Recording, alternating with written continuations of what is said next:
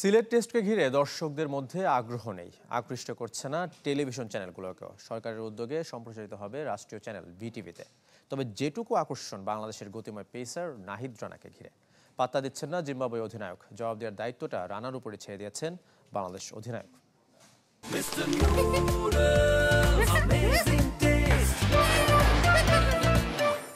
Look, there's a lot of people that can bowl fast nowadays.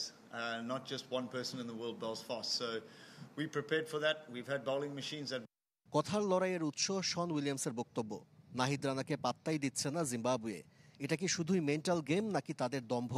যেটাই হোক, বাংলাদেশ অধিনায়ক শন উইলিয়ামসের কথাটা ভালোভাবে নেয়নি। তবে আসল জবাবটা নাহিদ রানার জন্য রেখে দিলেন নাজমুল শান্ত।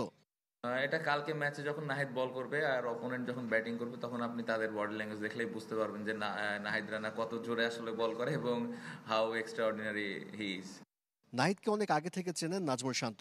রাজশাহী বিভাগেও একসাথে খেলেছেন। তখন থেকেই ক্যাপ্টেনের একটাই বার্তা ছিল, যা জিম্বাবুয়ের বিপক্ষেও থাকবে বলে নিশ্চিত করলেন টাইগার ক্যাপ্টেন। রাজশাহী ডিভিশন থেকে খেলেছে, যখন ও কিছুই খেলেনি, একাডেমিতে প্র্যাকটিস করতো, তখন থেকেই চিনি।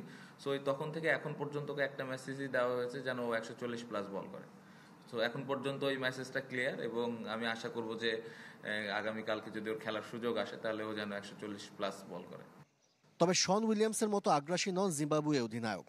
নাহিদ রানা সম্পর্কে শুনেছেন, তাকে প্রতিহত করতে ভিডিও ফুটেজও সংগ্রহ করেছেন।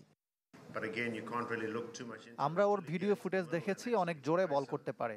আমরা ওকে নিয়ে পরিকল্পনা করছি, তবে মানসিক প্রস্তুতিটা বেশি দরকার।